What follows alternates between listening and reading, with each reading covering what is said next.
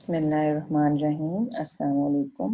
First class, today we are going to start chapter 3, that is Central Processing Unit.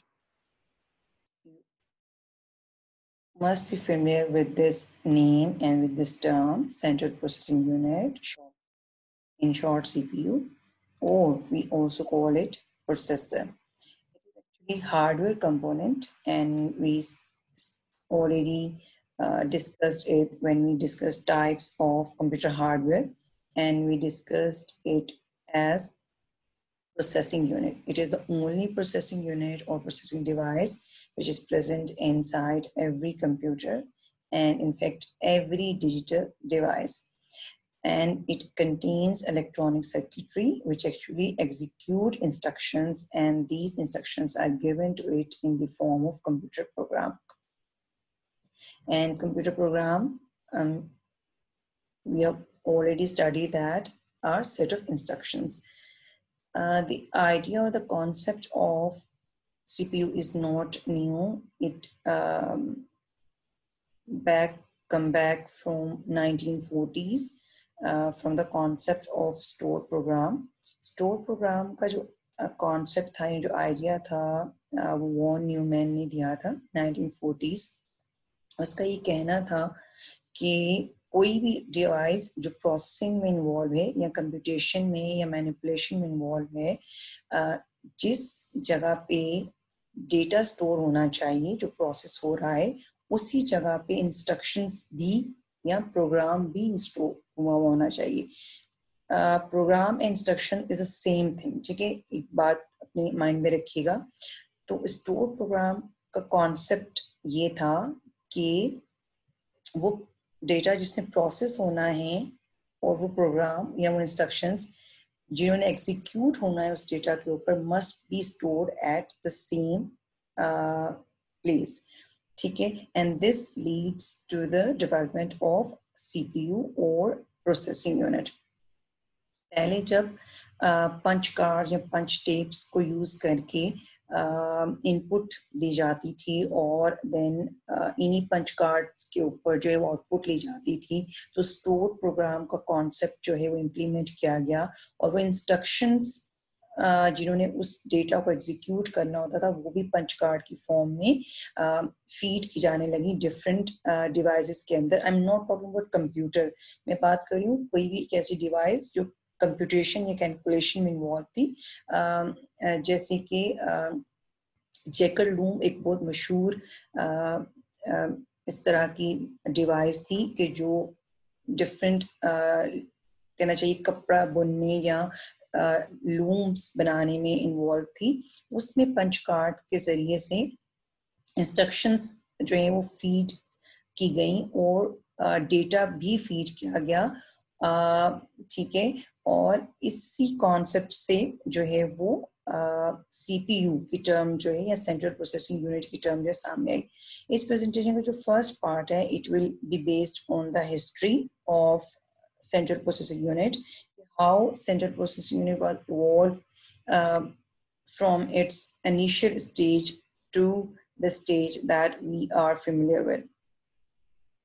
अच्छा, हम जितनी भी इसकी डेवलपमेंट गो थ्रू करेंगे, one point is very important is that कि जो उसकी शेप्स तो चेंज होती रही, जो उसका जो डिज़ाइन है वो तो चेंज होता रहा है, और इसके अलावा जो डिफरेंट टेक्निक्स हैं वो भी यूज़ की जाती रही हैं, but the basic operations performed by the CPU are the same.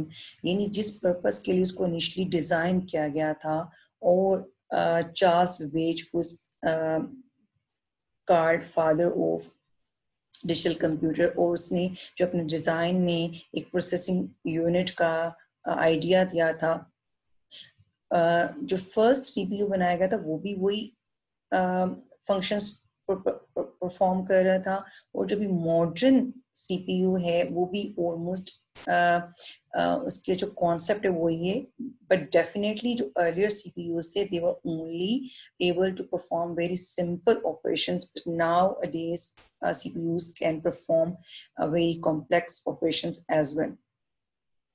First generation computers, which were based on vacuum tubes and relays, और इनमें वैक्यूम ट्यूब्स और रिलेज जो हैं स्विचेस वर्क कर रहे होते थे, और में जो सीपीयू बनाया जाता था, what with the help of vacuum tubes and relays, they were not very efficient and they were not able to execute complex instructions. Secondly, vacuum tube का large साइज की वजह से जो सीपीयूज बन रहे थे they were very large in size, जिसकी वजह से ओवरऑल कंप्यूटर भी बहुत बड़े साइज का बनता था. And another thing, they were not very efficient, they were very slow in speed. और वैक्यूम ट्यूब की एक प्रॉपर्टी आप लोगों को ये भी पता है कि वो हीटअप हो जाती थी और बर्न जाती थी. So the CPU were not very reliable as well. Then comes the time and the development of transistors. और ये बात है 1946-47 की. उस वक्त तक वैक्यूम ट्यूब्स को यूज करके जो है प्रोसेसिंग यूनिट बनाए जा रहे थे. But with the development of transistors, जो डिवाइसेस बनाई गई उसके अंदर जब ट्रांजिस्टर यूज किए गए, they were more reliable as compare to the processing unit which were made using vacuum tubes, क्योंकि वो heat up होके burn हो जाती थी. But transistor were more reliable component as compared to vacuum tubes. And you are familiar with transistors, I think from physics perspective, और आपने 10th class में भी computer studies में पढ़ा है. It is used as switch and it is considered as the building block of digital circuits as well.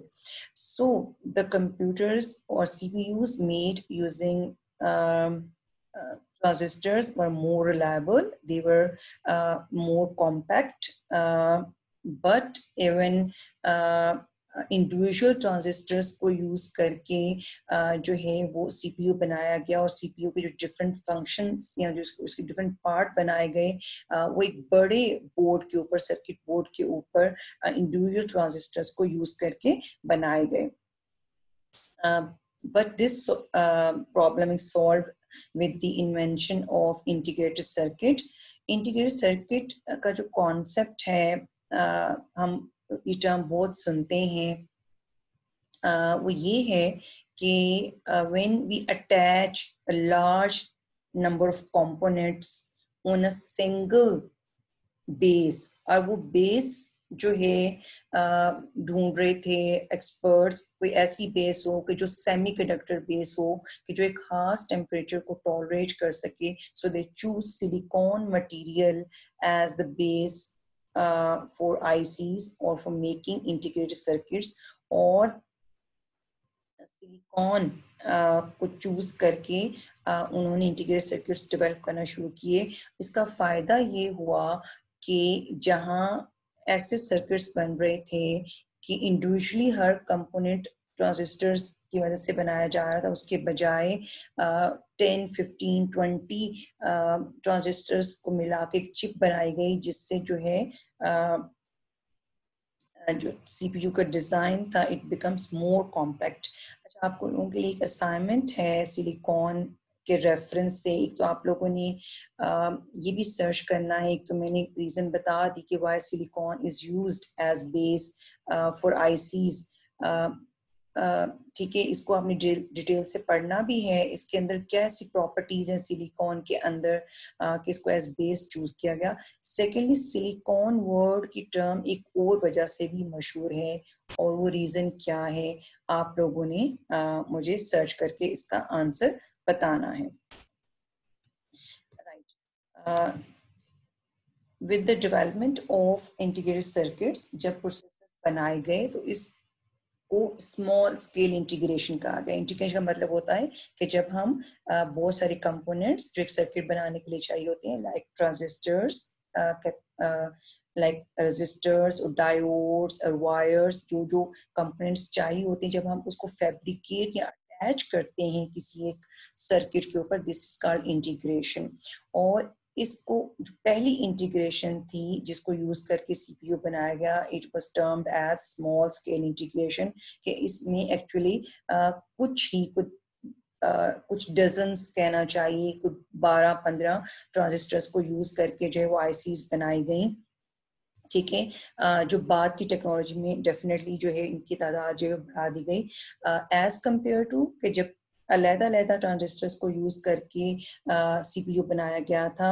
Now the CPU was more compact as compared to the previous version, लेकिन still जो है it was not as efficient and it was not कहना चाहिए as compact, जिसके लिए जो है वो एक्सपर्ट्स, टेक्नोलॉजी एक्सपर्ट्स जो है देख रहे थे।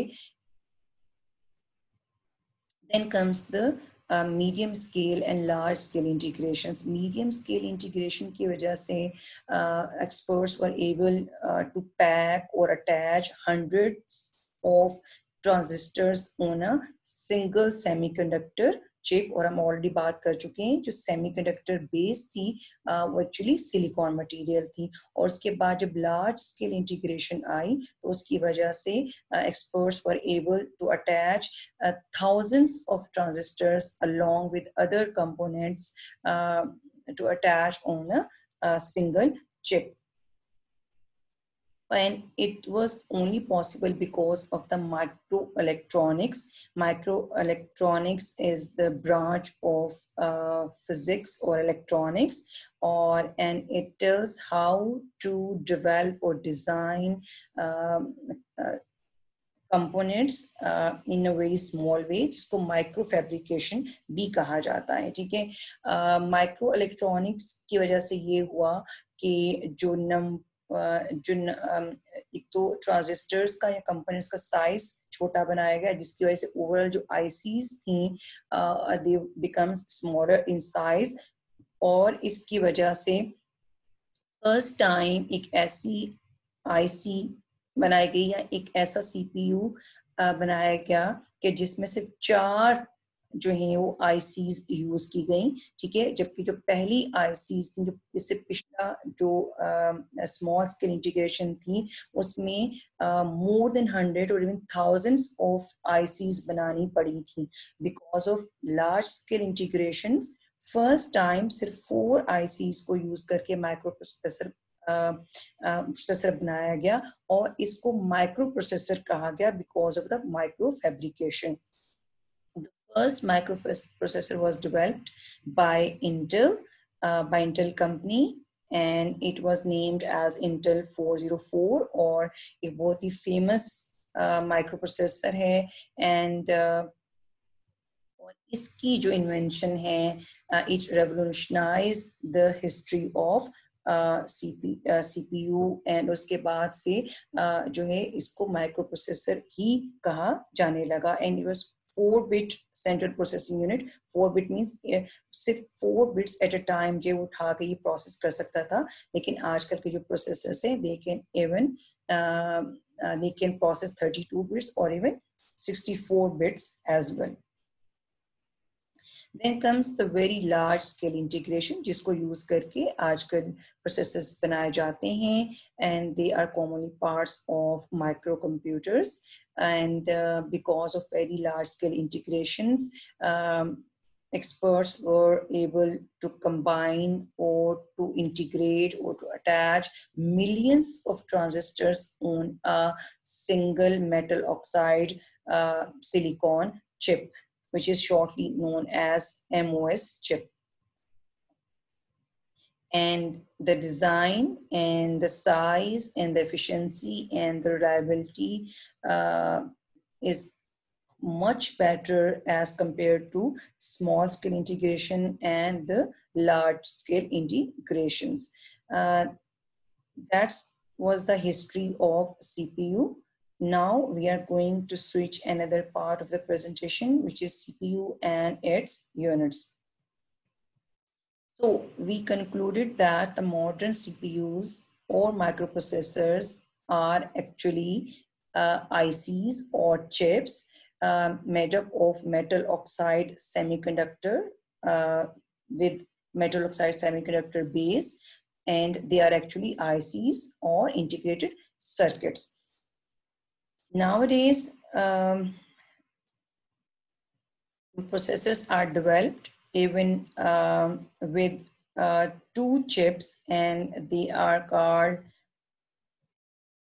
Multi core processor. और इसमें क्या होता है कि एक ही बेस के ऊपर एक से ज्यादा कहना चाहिए आईसीज या सीपीयू अटैच किए जाते हैं टू इनहेंस और to increase the performance of the device जिसके अंदर ये अटैच किए जाते हैं. उसके अलावा आजकल सेपरेटली आईसीज भी यूज की जा रही हैं. More than one ICs as कहना चाहिए CPU यूज की जा रही हैं different devices के अंदर भी along with the computers to speed up the performance of the device. Secondly, many other digital devices or electronic devices also contains microprocessors. Very small कहना चाहिए माइक्रो प्रोसेसर्स ताकि ये डिवाइसेस जो हैं ऑटोमेटिकली ऑपरेशंस परफॉर्म कर सकें. Examples हो सकती हैं automobiles, Android phones and even toys. So what is the function of CPU in our mind? It truly acts as brain of the computer. क्या करता है दिमाग आपकी बॉडी के अंदर? All the senses, either the sense of heat, either sense of emotion or a sense of smell, or even your body movement or muscular movement, it's all handled or controlled by your brain. Even जो आपकी कहना चाहिए recall करने की ability है, it is performed by one part of the brain. जिन बच्चों ने specially bio पढ़ी है 10th क्लास में, जो नहीं भी पढ़ी, everyone with familiar with the importance of the brain in our body, that it is controlling all the emotions and all the happenings which are part of our body. Exactly इसी तरह से CPU क्या कर रहा होता है? all the time जो है वो कोई ना कोई प्रोसेसिंग कर रहा होता है, इंस्ट्रक्शंस को एग्जीक्यूट कर रहा होता है, और उस कंप्यूटर के अंदर जो कुछ भी हो रहा होता है, it is all supervised and controlled and coordinated by the CPU. ठीक है? And it actually decide which data is to be processed and how it is to be processed. लेकिन वो ये इंस्ट्रक्शंस को फॉलो करके कर रहा होता है, वो इंस्ट्रक्शंस जो हम उसको कंप्यूटर प्रोग्राम की फॉर्म में दे रहे होते हैं. Now we are going to discuss different components of CPU. जो earlier स्टडीज थी उनमें हम सिर्फ कंट्रोल यूनिट और अर्थमेटिक एंड लॉजिक यूनिट को ही सीपीयू के कंपोनेंट्स कंसिडर करते थे और वही एज कंपोनेंट्स ऑफ सीपीयू पढ़ाए जाते थे. But with advancement and with new studies, we consider registers, cache memory, and internal buses also components of a CPU. Here's the block diagram of CPU. यहाँ पे इसके आपको कुछ कंपोनेंट्स नजर आ रहे हैं. यहाँ पे आपको कैशे नजर नहीं आ रहा है और बसेस विजिबल नहीं होती हैं. बसेस को हम सिर्फ फ्लो की फॉर्म में शो कर रहे होते हैं. जिसके मेजर 3 कंपोनेंट्स हैं वो आपको यहाँ पे नजर आ रहे हैं. That is control unit, arithmetic logic unit and registers. ठीक है? रजिस्टर्स की डेफिनेशन ऑलरेडी हम लास्ट चैप्टर में पढ़ चुके हैं. हम जो है बहुत तरह के जो रजिस्टर्स सीपीयू के अंदर होते हैं इनको भी बाद में वन बाय वन डिस्कस करेंगे. And here it is the position of central processing unit. It is actually connected with the memory and all the input and output devices through its control unit, जिसकी हम आगे जाके features go through करेंगे. First and the most important component of the CPU is control unit. Control unit actually act कर रहा होता है as the supervisor of the computer. Supervisor क्या कर रहा होता है? वो actually मैनेज और कंट्रोल कर रहा होता है, जहाँ पे वो सुपरवाइज कर रहा है कि वहाँ पे क्या एक्टिविटीज परफॉर्म हो रही हैं और वो एक्टिविटीज क्या सीक्वेंस से और इन ऑर्डर परफॉर्म हो रही हैं, और अगर उनमें कोई एरर या कोई प्रॉब्लम आता है, it is all control and coordinated by the control unit. और जो भी इंस्ट्रक्शन एग्जीक्यूट होनी है और जो भी फंक्शन परफॉर्म होना है, जो भी ऑपरेशन परफॉर्म होना है, it all directed by the control unit to the other unit which are present inside the computer. अब वो other component input unit भी हो सकते हैं, output devices भी हो सकती हैं, primary और secondary devices भी हो सकती हैं, या और बहुत सारे components जो कि किसी computer system का part होते हैं। अब कंट्रोल यूनिट ये जितने भी सुपरविजन कर रहा होता है या इंस्ट्रक्शंस इशू कर रहा होता है या डायरेक्ट कर रहा होता है, it is on the basis of instructions which are given to the computer in the form of computer program, and normally operating system actually deal कर रहा होता है कंट्रोल यूनिट के साथ। और हमने ऑपरेटिंग सिस्टम के अंदर ये जब पढ़ा था तो हमने पढ़ा था सिस्टम सॉफ्टवेयर के अंदर कुछ प्रोग्राम्स ऐसे होते हैं कि जो एज लैंग्वेज ट्रांसलेटर्स काम कर रहे होते हैं, और वो एक्चुअली ऑपरेटिंग सिस्टम के इंस्ट्रक्शंस को ट्रांसलेट करते हैं उस लैंग्वेज में जो कंट्रोल यूनिट अंडरस्टैंड करता है, और देन कंट्रोल यूनिट उन इंस्ट्रक्शंस को फॉलो करते हुए ऑपरेशंस को परफॉर्म करता है। And control unit also perform these instruction in a proper order, और ये जो प्रॉपर ऑर्डर होता है, it is also directed by the program और software. Next, we are going to discuss parts of control unit. जो control unit की circuitry होती है, it consists of three main components. First is instruction register. Instruction register, which is present inside the control unit, stores the instruction which is fetched from the primary memory. एक type का register है, इसको हम आगे registers में भी discuss करेंगे, ठीक है। And it is present inside the control unit, ठीक है। एंड कंट्रोल यूनिट कहाँ पे है? सीपीयू के अंदर, ठीक है। इसका जो एक मेन कंपोनेंट है वो क्या है? इंस्ट्रक्शन रजिस्टर, जिसके अंदर वो इंस्ट्रक्शन स्टोर होती है जो एक्चुअली कंट्रोल यूनिट मेमोरी से फेच करके लाता है, right. And the second component of the control unit is instruction decoder. Instruction decoder एक ऐसी सर्किटरी होती है इनसाइड कंट्रोल यूनिट जो एक्चुअली इस इंस्ट्रक्शन को डिकोड या ट्रांसलेट करती है इनटू सिग्नल्स, ताकि कंट्रोल यूनिट जो है उसके अकॉर्डिंग ऑपरेशन परफॉर्म कर सके या कंट्रोल सिग्नल्स जो है वो जनरेट कर सके। इंस्ट्रक्शन डिकोड होने के बाद ही कंट्रोल यूनिट का जो timing and control logic component है वो डिफरेंट सिग्नल्स एग्जीक्यूट करता है या जनरेट करता है to execute the instruction along with the clock और timing control circuitry, right. So all these three components are part of control unit, और इन्हीं की कोऑर्डिनेशन से एक इंस्ट्रक्शन एक्यूरेटली और एग्जैक्टली जो है एग्जीक्यूट हो रही होती है। Next component of the CPU is arithmetic and logic unit.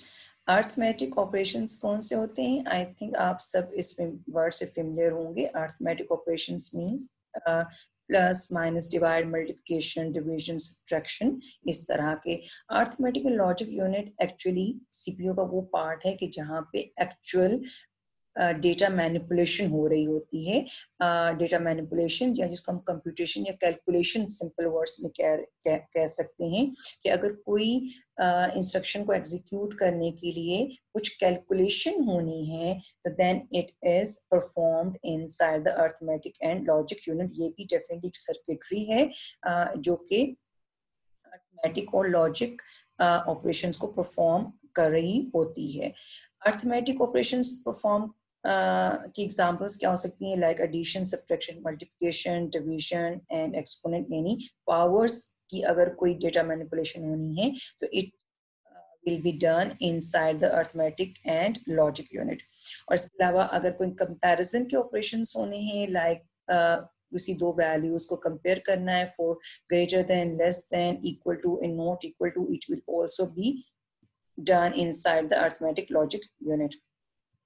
Then comes the logical operations, जिसकी examples simple examples and or not है और आप लोग इन term से already familiar हैं कि and एक लॉजिकल ऑपरेशन है जो एक्चुअली दो कंडीशंस को कंबाइन करने के लिए यूज हो रहा होता है. इस तरह से और भी एक ऐसा लॉजिकल ऑपरेशन है कि जो दो वैल्यूज को कंबाइन करने के लिए और नॉट जो है किसी भी वैल्यू को रिवर्स करने के लिए यूज हो रहा होता है.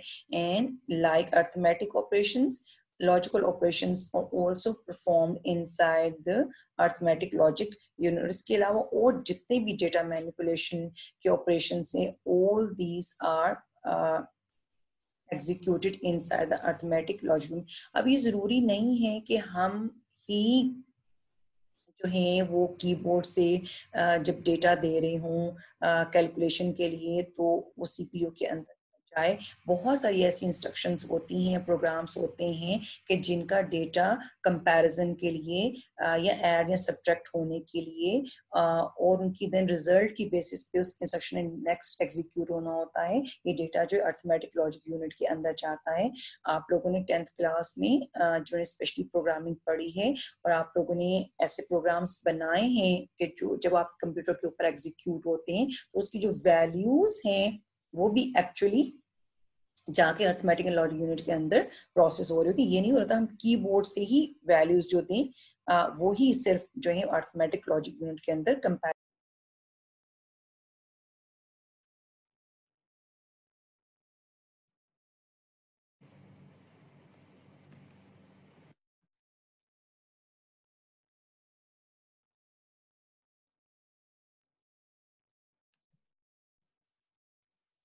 So how ALU works? Let's see, we want to add two numbers and two numbers are 30 and 50. These numbers will come from the main memory. First number जो main memory से आएगा, it will be stored in a register name as accumulator जिसको shortly AC कहा जाता है और ये CPU के अंदर मौजूद होता है. ठीक है, और यहाँ से ये नंबर ट्रांसफर होगा कहाँ पे, ALU के अंदर. Then next number which will be provided from the memory will be stored in another register called data register or DR and it will be provided to ALU. यहाँ पे ALU के अंदर ये ट्रांसफर कर दिया जाएगा. देन कंट्रोल यूनिट की जो सर्किटरी है वो कंट्रोल सिग्नल सेंड करेगी ALU को और वहाँ उसका जो एडर होगा, ठीक है, वो जो कंट्रोल यूनिट का सिग्नल होगा वो एक्चुअली ALU को बताएगा कि एडिशन का ऑपरेशन परफॉर्म करना है. और देन ALU जो है उन दोनों नंबर्स को ऐड करने के बाद जो रिजल्ट है दैट इज 80 वापस जो है एक्यूमुलेटर रजिस्टर के अंदर स्टोर कर देगा और वहां से जो है वो मेन मेमोरी में ट्रांसफर होगा और हमें अपनी आउटपुट डिवाइस के ऊपर वो नजर आना शुरू हो जाएगा. नेक्स्ट टू कंपोनेंट्स जो हैं सीपीयू के, उनके साथ हम फेमिलियर हैं, हम इनको चैप्टर 2 में स्टडी कर चुके हैं एज इंटरनल प्रोसेसर मेमोरी. और ये दो कंपोनेंट कौन से हैं, रजिस्टर्स और कैशे मेमोरी.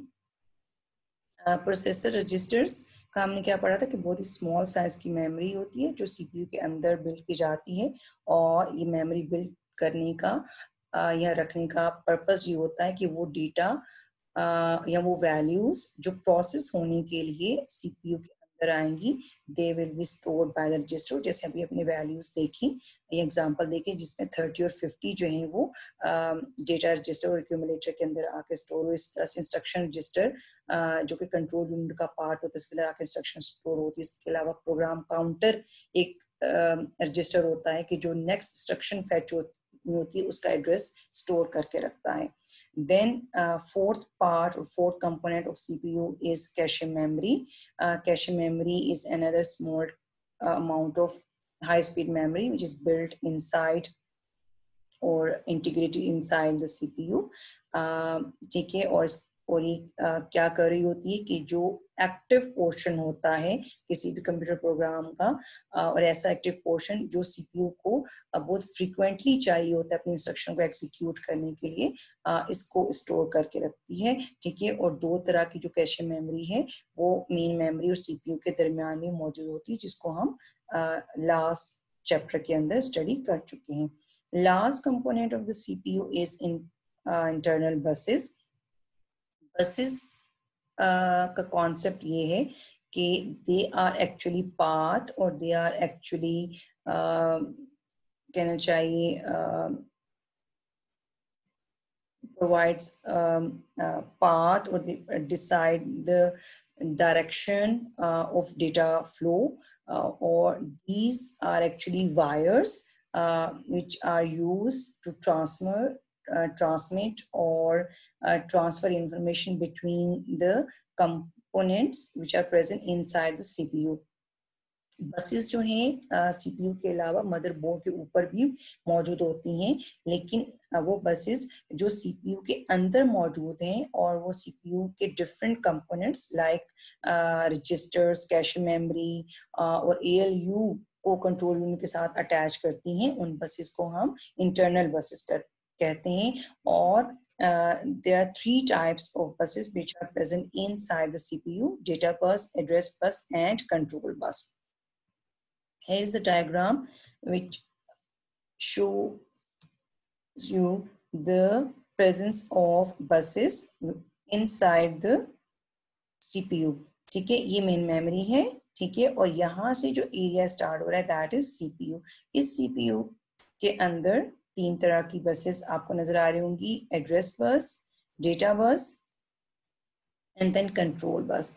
एड्रेस बस का क्या काम होता है कि वो एड्रेस जहां से डेटा रीड करना है, इंस्ट्रक्शन रीड करनी है, वो एक्चुअली इस बस के थ्रू ट्रांसमिट होता है towards the registers present inside the CPU. Data bus का क्या काम है? वो डेटा जो एक्चुअली प्रोसेस होने के लिए रजिस्टर्स के अंदर आना है, लाइक डीआर रजिस्टर के अंदर या एक्यूमुलेटर के अंदर या और जो टेम्पररी रजिस्टर्स हैं उनके अंदर स्टोर होने के लिए आना है, और देन उसने एएलयू के अंदर जाना है। It is taken through the internal data bus, ठीक है। देन जो थर्ड टाइप ऑफ बस है विच इज कंट्रोल बस, उसका क्या काम होता है कि उसके थ्रू जितने भी कंट्रोल सिग्नल्स होते हैं which are generated by the control unit, they are transmitted through the internal control bus. और आपको यहाँ पे नजर आ रहा होगा ये जो रेड लाइन्स हैं ये एक्चुअली कंट्रोल सिग्नल्स हैं, और ये जो इंटरनल कंट्रोल बस होती है इट इज अटैच्ड और linked with all the components which are present inside the CPU. यहाँ पे कुछ कंपोनेंट्स के साथ यहाँ पे आपको अटैच हुई नजर नहीं आ रही होंगी, but they all are attached through the control signals, क्योंकि कंट्रोल यूनिट किसी भी कंपोनेंट को जो कि उस सीपीयू के अंदर मौजूद है उसको अगर उसने कोई कंट्रोल सिग्नल भेजना है किसी ऑपरेशन को परफॉर्म करने के लिए या पॉज करने के लिए या किसी भी किस्म का कोई सिग्नल भेजना है, it will be send through this control bus. That's all from today's lecture. I hope कि आपको समझ आया होगा.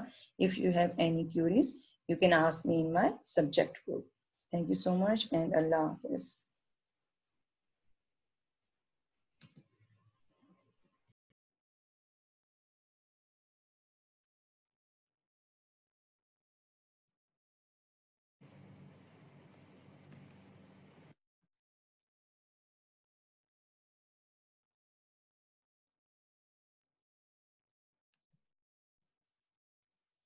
So how ALU works?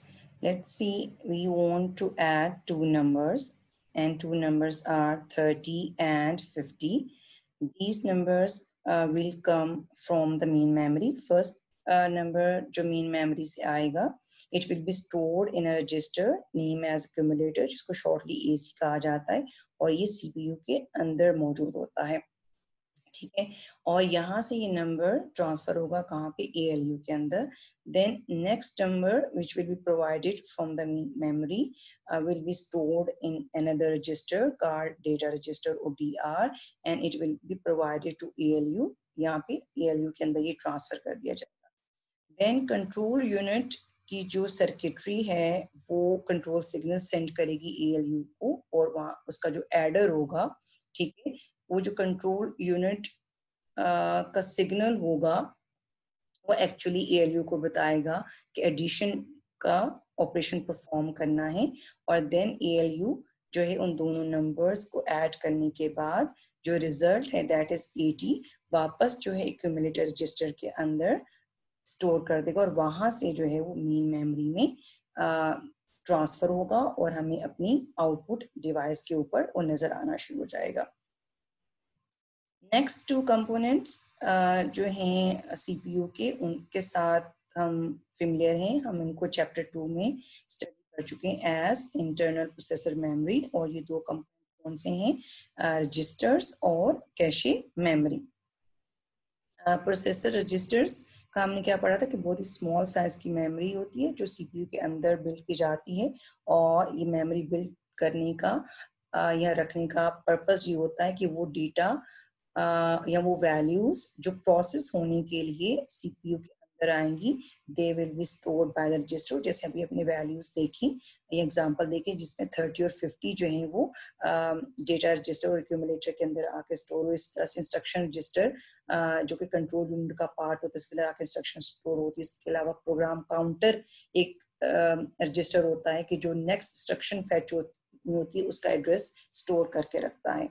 Then fourth part or fourth component of CPU is cache memory. Cache memory is another small amount of high-speed memory which is built inside or integrated inside the CPU. ठीक है। और ये क्या कर रही होती है कि जो एक्टिव पोर्शन होता है किसी भी कंप्यूटर प्रोग्राम का और ऐसा एक्टिव पोर्शन जो सीपीयू को बहुत फ्रीक्वेंटली चाहिए होता है अपनी इंस्ट्रक्शन को एग्जीक्यूट करने के लिए, इसको स्टोर करके रखती है। ठीक है। और दो तरह की जो कैशे मेमोरी है वो मेन मेमोरी और सीपीयू के दरमियान में मौजूद होती है जिसको हम लास्ट चैप्टर के अंदर स्टडी कर चुके हैं। Last component of the CPU is in internal buses. Buses का कॉन्सेप्ट ये है कि दे आर एक्चुअली पाथ और दे आर एक्चुअली कहना चाहिए provides path or decide the direction of data flow or these are actually wires which are used to transmit or transfer information between the components which are present inside the CPU. Buses जो हैं CPU के अलावा motherboard के ऊपर भी मौजूद होती हैं, लेकिन वो बसेस जो सीपीयू के अंदर मौजूद हैं और वो सीपीयू के different components like registers, cache memory और एएलयू को कंट्रोल यूनिट के साथ अटैच करती हैं, उन बसेस को हम इंटरनल बसेस कहते हैं।